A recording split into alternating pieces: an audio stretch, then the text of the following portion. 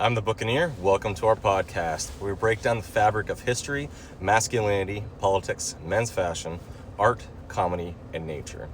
This isn't your standard podcast, and it's definitely not just about any one thing. It's about influence, how the way men present themselves through dress, rhetoric, action, and culture.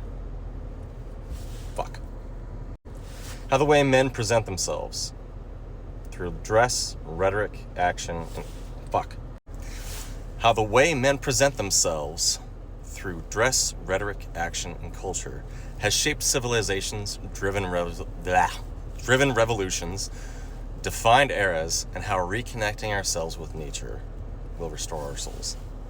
Now, I don't quite have a name for this yet. I'm toying around with several of them, and I'd like your input. I'm toying with Threads of Influence, Iron and Ink, Ink and Echo, Cynics and Saints, The Gentleman's Provocation, Velvet and Vellum, Cufflinks and Culture, and Heritage and Hemlines. Now, each one of those has a certain value that I like, but they all have so much good value that it's difficult to really pick one of them. The one I'm favoring right now is Iron and Ink, or Ink and Echo. What do you think? And I definitely have the option of giving each episode that focuses on a different thing a different title. For example, this particular podcast that I'm notionally talking about would be called Threads of Influence, because it would focus on men's fashion. And Cynics and Saints perhaps could talk about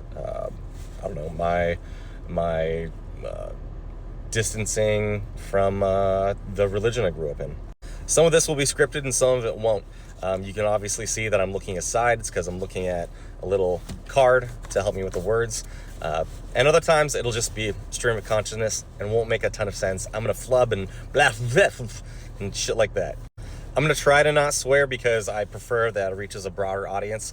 But as exemplified, as illustrated already, I'm not the best at that. But let me tell you a little bit about myself. So I was born in Montana, and quickly after that, my family was with the Air Force stationed in Germany, and I lived there for just a few years, and didn't have the best experience because it was about the time of the first Gulf War, and the Germans really hated Americans because they thought that, as I'm told, they thought that our presence there would bring the war to Germany and that they would get bombed. So they didn't really like us. My family and I got picked on a lot, and I'm trying to overcome that because there's so many elements of the German culture that I find really enriching. But after moving from Germany, we were stationed near Anchorage in Alaska, and I grew up there for about 16 years, and so a lot of my early life was lived in the dark, but also in the summers, those were incredible, because it was just the opposite, but with an endless summer, basically. And then I was a full-time missionary for 2 years, and then I went to college at one of the BYU sister schools in Idaho, and then I got married, joined the U.S. Army, was initially a satellite communications operator and maintainer, which basically meant I was DirecTV for the Army, where I connected a satellite to the local unit and provided internet for the brigade and filled the generator a lot. And then after that, I almost got out of the Army, but then once I heard about photojournalism, I was like, that's my bag. I already have a degree in English, and so I'll be able to use that. And I reclassified over to that, and that's how I spent the second half of my career, and I loved it. It was the best. And I got out about a year ago, and right now, my last duty station was in Texas.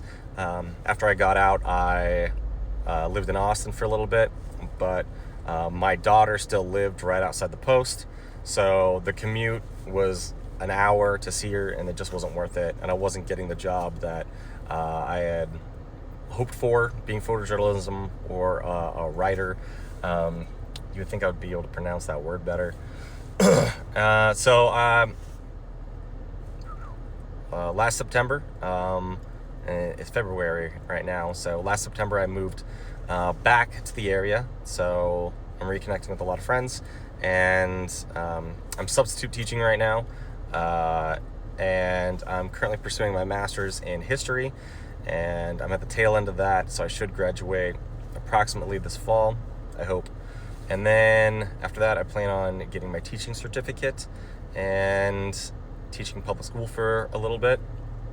And yeah, that's been my dream for a very long time, is to become a teacher.